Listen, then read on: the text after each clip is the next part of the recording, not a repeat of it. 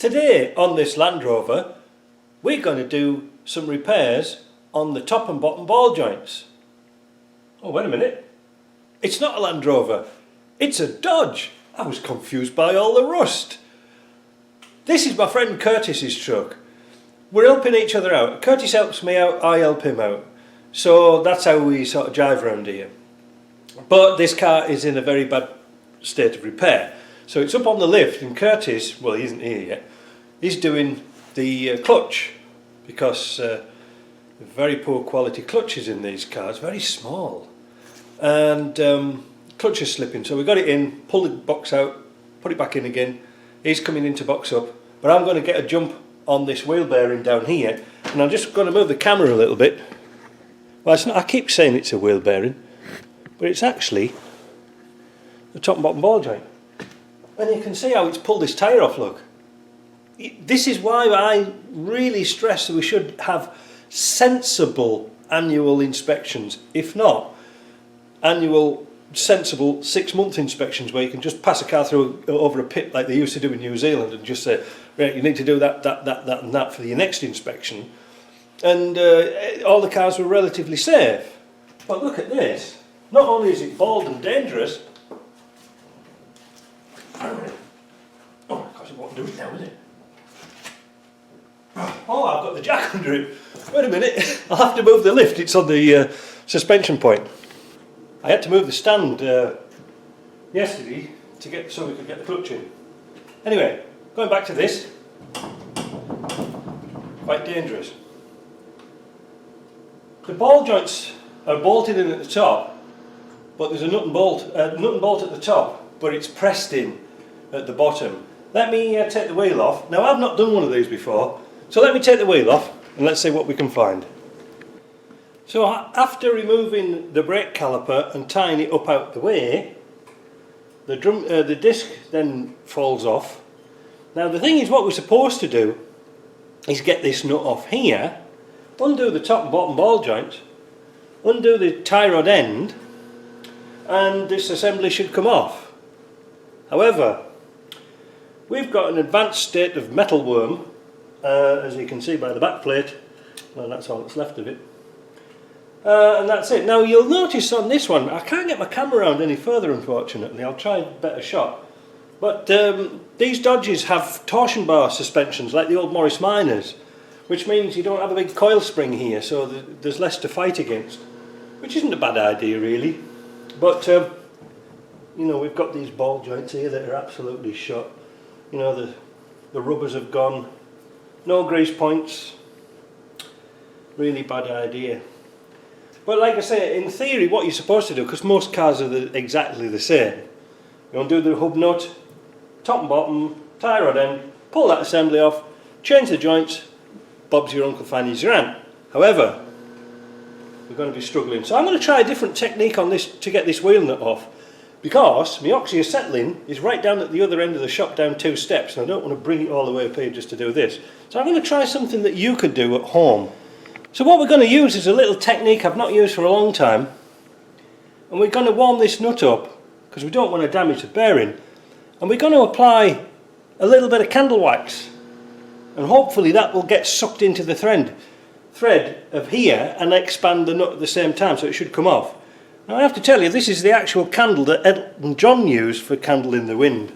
Not a lot of people know that. So we're going to warm this up.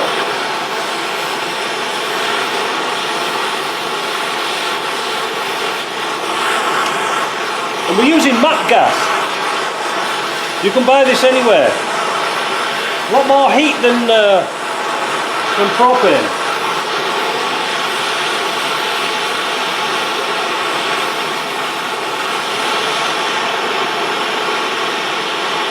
I don't like doing this when there's seals behind, but if we can't get this nut off, we're screwed.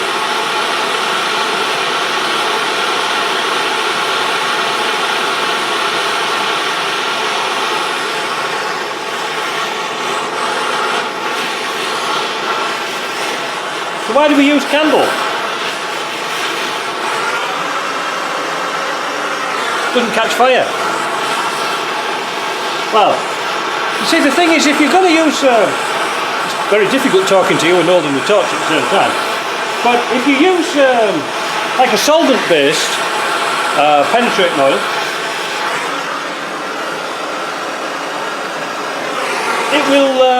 it'll burn off.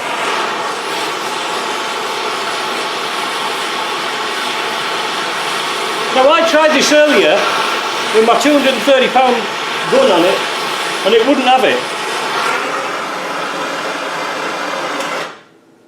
So let's try that.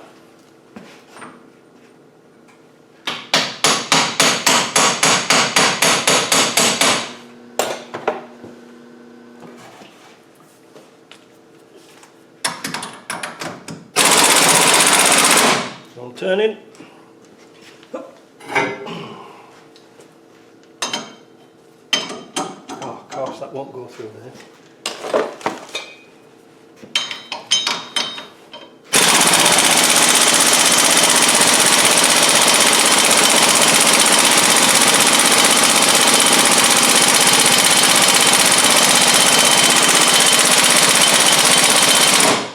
That's tight. Let me keep on at it for a little bit more, put a bit more heat into it. Well, it didn't shift with a little gun. So I'm going to use my next thing is this air chisel with a flat end on it. What we're going to do is going to beat the end of the flats just like you would with a hammer. Oh, look at that rust storm.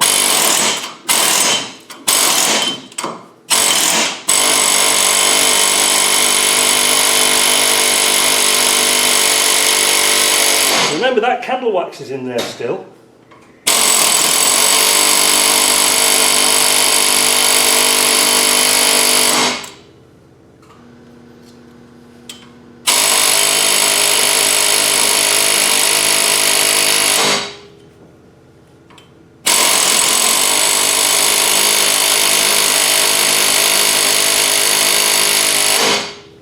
The idea is to stretch the metal.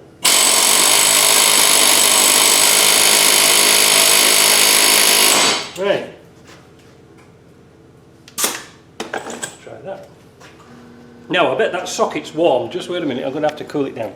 So I've beat it up with the air chisel, I've reheated it, I've had Elton John round with his candle, and let's see if it'll come off now. Where's my bar gone? Oh, here it is.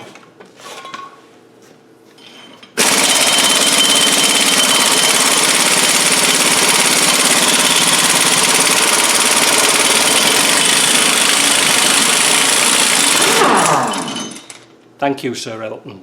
What a great tip. You can have your candle back now. So, that's that off. See, you can get them off at home. That was struggling a bit, but it managed. So the next thing, I'm going to make sure, I'm going to put some penetrating oil in here now, the real stuff, so it gets into the splines. Make sure that they're going to come off right nice and easy. So I'll do that, and I'll start to take these top joints off here. There's only 3 bolts on the top. In fact, it's quite an easy job to do. And we're going to get this nut off here. So I'll start to take these nuts off because that's a bit boring, and then we'll get on to it. Getting the tie rod end, I've took the top off. I should have actually kept the top on and undone that last and did that tie rod first. But it's very rusty and it's having a bit of a struggle coming off. So the thing is, what I'm going to do is I put some penetrating oil on the top of the thread. But now it's come off a few threads, I'm going to put some penetrating oil at the bottom. And that's going to allow the nut to go down, pick up some oil and bring it back and up and down and up and down. And it should eventually free it off. Now, I just want to state, before you start writing me comments, I know I should use a black socket, an impact socket to get these nuts off. I didn't have one. Elton John borrowed it. A bugger.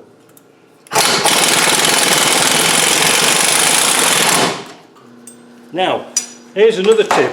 If your socket's a bit tight and you want to get oil in it, just squirt it down the hole. All these tips and tricks, I tell you. You can use these on Land Rovers and Range Rovers and everything. Oh, I see.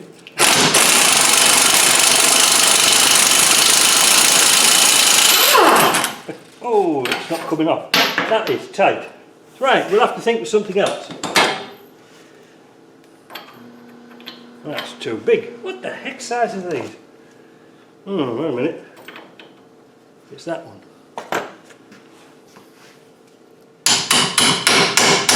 That's better. It's screwed off, but now it won't screw back on again.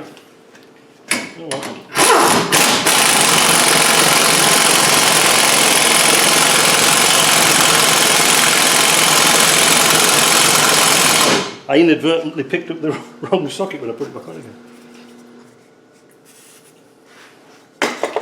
Screw it back down. You see how freer it gets? A bit more.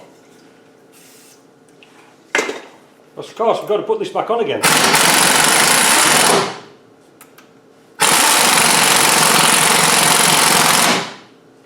You see the smoke coming off it now. Getting a bit warm. Again, we don't want to warm this up because we're going to get heat into the rubber. We don't want to burn the rubber.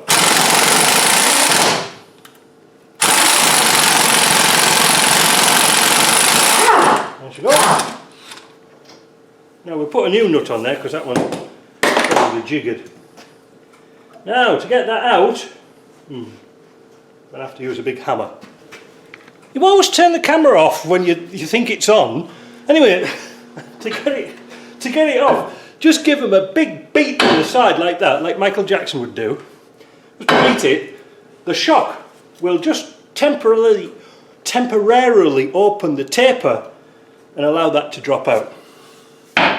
Next, we've noticed that the shaft here, let me zoom in a bit, there we go. So the shaft now is moving, that's good. So the only thing we've got to get off now is this great big nut underneath here, and then that's off. And then we can get this shaft out of the way and take the ball joints off. Look at this, can you see that? Wait a minute, I'm not sure if you can see or not. I think the newness has worn off. Yeah, that's what we call loose in the trade. Let me get this bottom nut off, and then I'll apply the same technique by beating it here, and then we should be able to get that. Oh, wait a minute, you can't see that, can you? It's very difficult to focus this thing. Right, so what we're going to do is take this bottom nut off here. Still can't probably see it. There you go, now you can see it. So take this great big nut off here. Now there is a split pin in it, but I'm not going to waste time taking the split pin off. I'm just going to put a socket on and spin it off. Well, spin it off being the operative word. But we might have to use the same technique of heating it, candle wax and big impact, because I'm not sure if that's going to come off. It's well rusty. But now you can start to see the problem. There actually is a grease nipple in there that's let's zoom out a bit. There actually is a grease nipple in here, and it's man, that's going to be pitched to get out. Look at that. Yeah, so it's never been accessed. It's never had a grease in its life. Bit of a shame, really. Right, one nut to get off, and then we're on our way. Ta-da! Everything succumbs to the big hammer.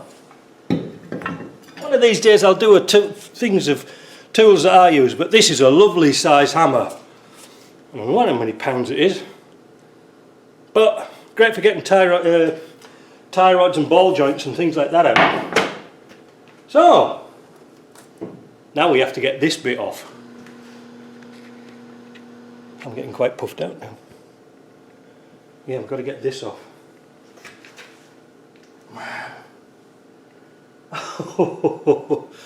Tell you what, let's have a look at the new one and we'll see what it looks like. Well, this is disappointing. This is the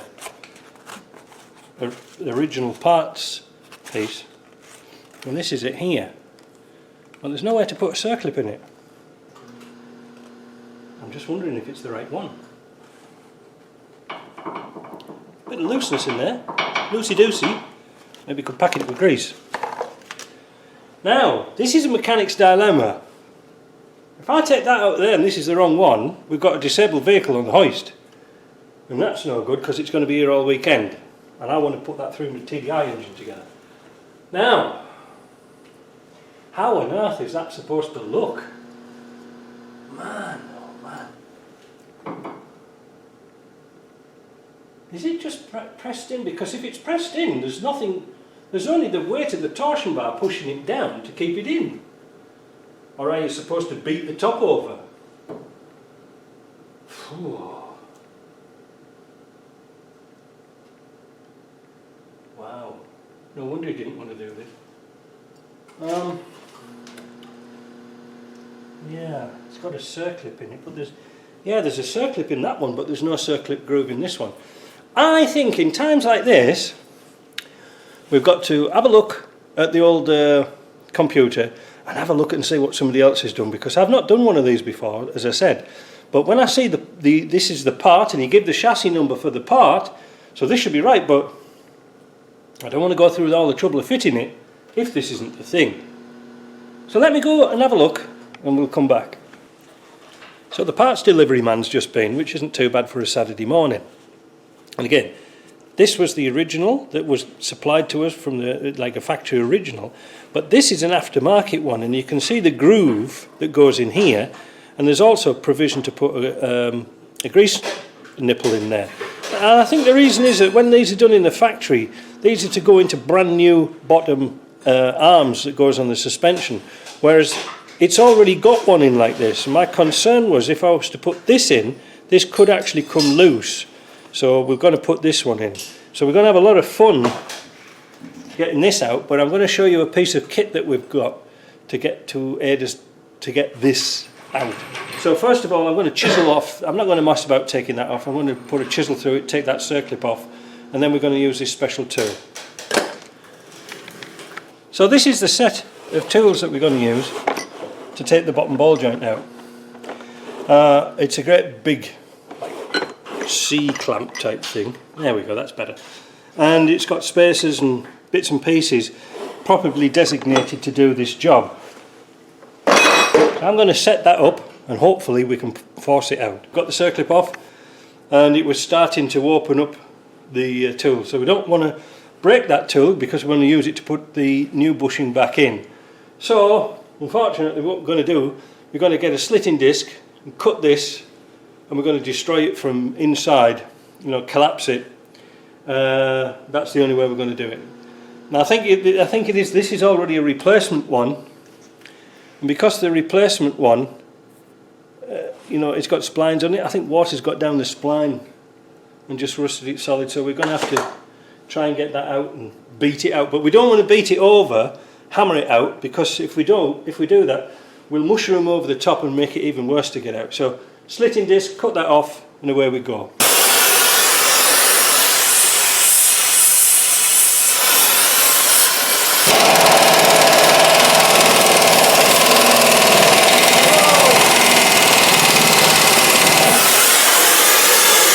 Coming out, Curly, but it's twisting the... Oops, let's turn that off. It's coming out, but it's twisting the tool thing here. It's hitting on it. Yeah, we've got to have to let that down. Oh, okay. Damn, it was been a good film, that. Wait a minute, I wonder if we could rearrange... Is it hot? No. I wonder if we could... Yeah. Oh, I see, that tube needs to be a bit bigger. Put another... Here, look, that's going to be red hot. Oh, that's too big.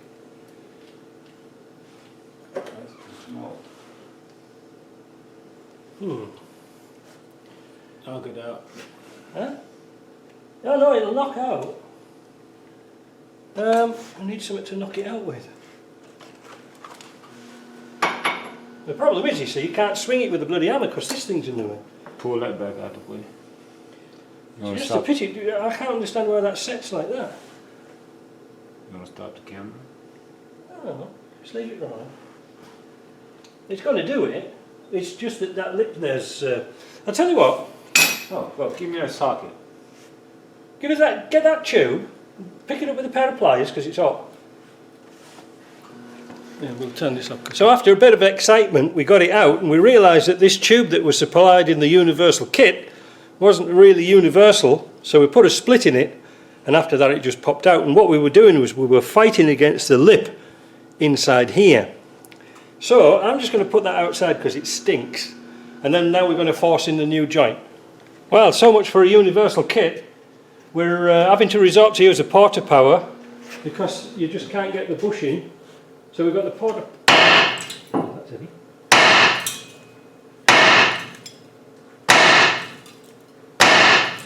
Oh, it's slipping off the porta power.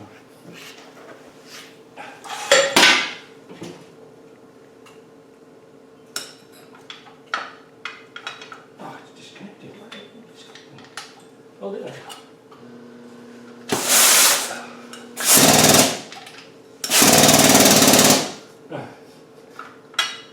It's off again.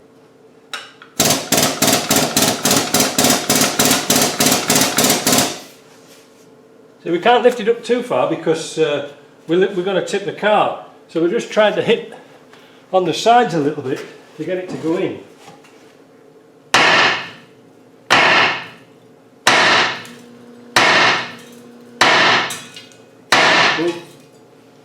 We'll readjust this porta power. It's going in, you see, but it wants pushing here.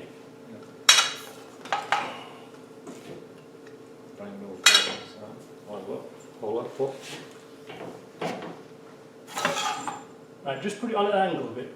Move your ankles, can't see.